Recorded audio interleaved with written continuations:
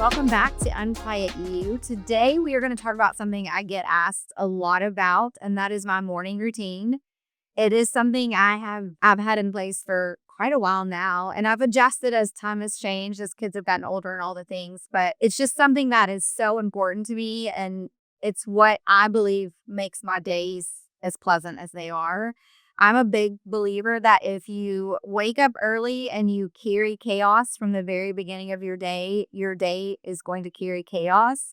Whereas if you wake up calm and start your morning calm, your day will carry calm. I started a morning routine because am generally a person who would hit the snooze button as many times as possible, get up with just enough time to do the things I had to do, like get dressed, get the kids dressed, grab something horrible to eat, get on the road, and start rushing. And what would happen is I would start chaotic. My kids would be chaotic. Life would be chaotic. There would always be traffic, all the things. And my energy was just always like, I felt like I was constantly on and constantly like on the mode of being on the defense about life. And I would always have afternoon crashes around 2 or 3 where I just felt exhausted and tired and I needed more coffee and all the things. And so what I realized after listening to a lot of people and I was reading a lot of books, what I noticed was all the people that were further ahead than me in life or that were doing the things that I wanted to do, they all had routines and they all had morning routines. They looked a little different for everyone, but it worked for them. And I remember thinking if I could figure out how to have a morning routine where nothing was interrupted and everything still went smoothly and it could change my whole day, like that might be the key. I started with little things like my goal is to never use an alarm. The sound of an alarm clock it might be the worst sound I think I've ever heard. So I try my hardest never to have an alarm clock. And I've trained my body now to automatically wake up between 4:30 and 5 most mornings. If I need more sleep, I'll get the sleep. And I also don't allow something to have to be done immediately. So if I'm getting up at 4:30 or 5, I'm not going to have to jump out of bed and run and do something. My goal was always to get up before the kids did. None of my kids are early risers. My youngest one is now, but she's also at an age where she does her own thing in the morning. And so none of my kids would get up early. And it was really nice because what I realized is at night when everyone went to bed, my brain was done. I was toast. There was no way I wanted to take time. I just wanted to go to sleep. So mornings were just the way for me to be able to get up and enjoy a cup of coffee without being nagged or asked for something. So that's kind of where I started was just saying, what if I get up 30 minutes before everyone else? And what if I just sit and have a cup of coffee before anyone else gets up? And then that started working so well for me. I was like, okay, well, what if I do an hour? And that's when I started journaling every morning. There's a book called The Artist's Way that I read years ago. I was in my 20s the first time I read it. But in this book, it talks about like getting your creativity back and she gives you tasks to do every week. And one of the tasks is actually a thought dump. And basically, as soon as you wake up in the morning, you take a pen and paper and you just write out every thought you have. For me, that was such an eye opener because I have thoughts all day, every day. I have thoughts about everything. And if I don't watch it, I'll stay up at night, like with random thoughts that half the time don't matter. But my brain naturally can go to the worst case scenario. It can create massive stories for an event that's probably not going to happen. And I worry a lot about my children or the people that I love. And so my brain is always like, it just thinks all the time. And the thought of getting it out on paper and her purpose of it was to get it out on paper so that you could start your day with a clear brain. And I thought, wow, I've never done that. Like I've never had a clear brain. So I started trying it and that's what I would do. I would get up in the morning, I would make a cup of coffee and I would sit and I would just write and I would just dump random thoughts. And it might even be like the kids need money today for school. The weather looks bad. I don't really know what I want to write. I don't even know what I'm thinking about. And what would end up happening is you would just start like writing random thoughts. I'm like, I didn't even know all these thoughts were in my brain. And she would tell you in her book to do 3 pages. It seems like a lot, but it's actually not when you start getting your thoughts out. So that has been a complete game changer for me. I call it journaling, but it's always started with a thought dump every single morning. When my eyes very first wake up in the morning, the first thing I say to myself is thank you. Then I get up, I make my coffee. Of course, I have my routine. I drink water before coffee. It's just a rule that I have. And then I sit and journal. And sometimes it's 10 minutes, sometimes it's 30 minutes. I always give myself an hour before I have to do the next thing. So if I'm going to a workout class or if I've scheduled like a workout to do at home, I give myself an hour from the time I wake up until I have to start that. And sometimes I start earlier, but I just give myself that time so I don't feel rushed. Because when I feel rushed, then my entire day unravels. And so journaling, thought dumping. And then once that's done, my big rule is that I do not do social media for an hour once my eyes open up. I always check my phone to make sure none of my kids have texted me. If they've texted me something that's not, super urgent, I don't respond, but I do always make sure that there's nothing happening in my kids' lives that I need to address immediately. And then I put my phone back up because I know the minute I check an email, the minute I check a message or get on social media and read anything, it will automatically change my mood and it will automatically change the thoughts in my head. And my goal is that when I get on the workout class or my walk or whatever I'm doing that day to be active, my thought is only focused on that. Like, I actually don't want to think when I'm working out. A lot of times that happens when I get on the treadmill. I do sprinting first thing in the morning as my warm up.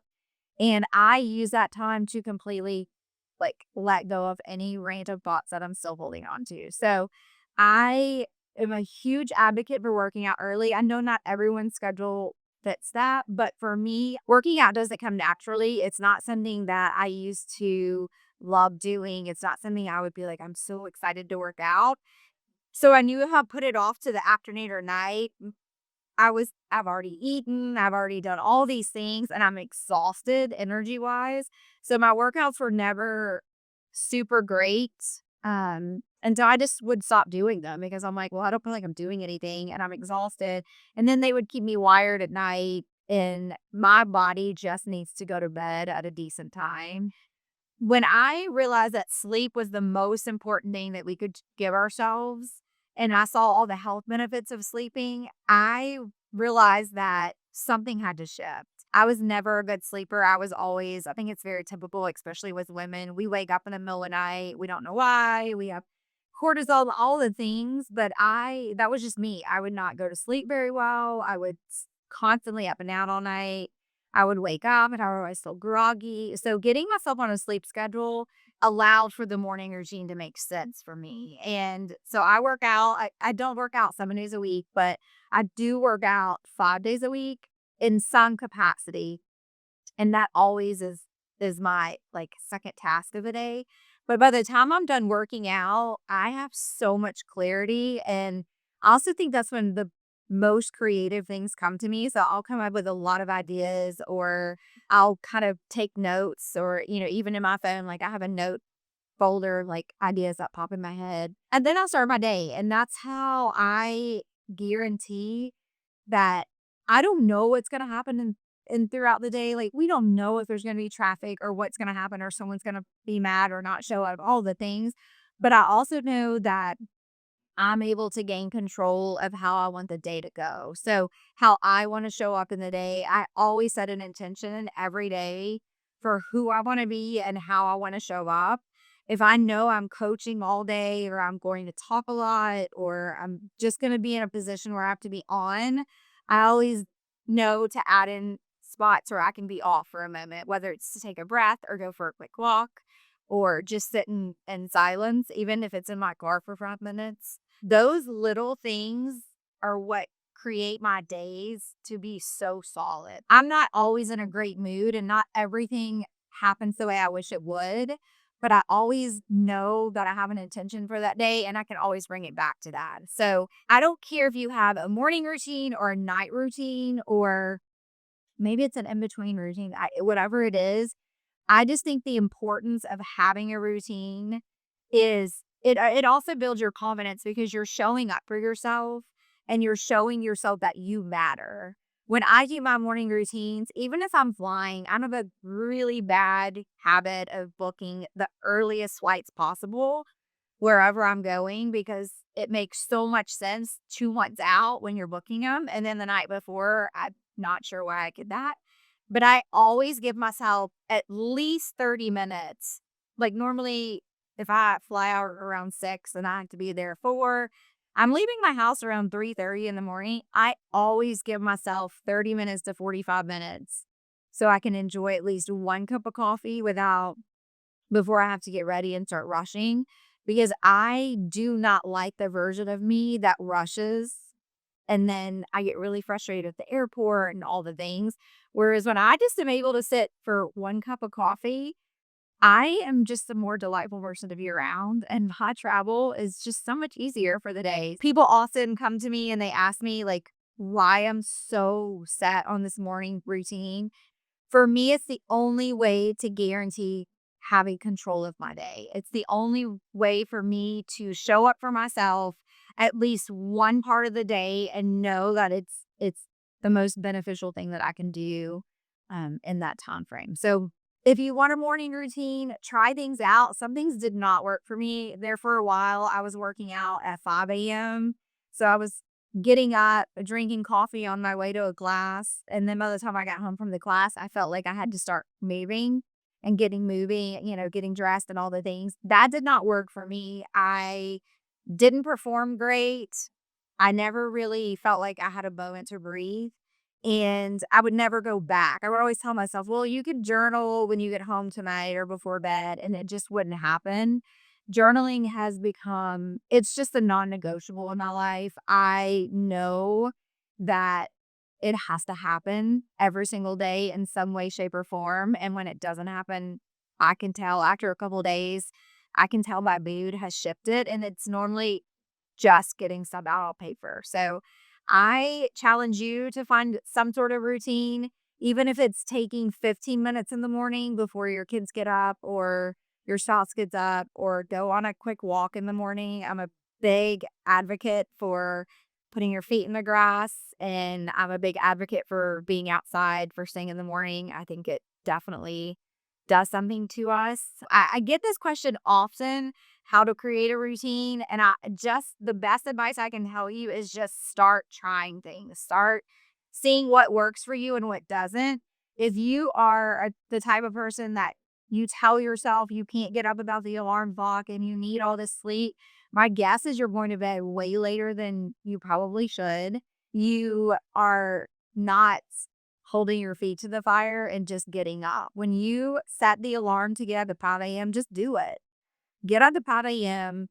And if you know you naturally want to go back to sleep, just go into another room and have a seat somewhere. And like once you're doing it consistently, your body is going to react to that. And you'll see that you actually have more energy. People always ask me why I get up between 4:30 and 5. It's just the golden spot for me. It's what works. It gives me the energy I want for the day. I go to bed fairly early between 9 and 10, but I know that that sleeping spot for me getting up in the morning is what's going to give me enough time to feel the clarity, to do all the things, and to be productive when my day starts. So I challenge all of you to do that. And if you have any questions about a morning routine, let me know. Thanks for listening. Thanks for being here and for choosing to be a little louder, a little braver, and a whole lot more you. If this episode spoke to you, I'd love it if you subscribed, left a review, or shared it with someone who needs it. Until next time, keep tuning in to the fire inside. Stay unquiet.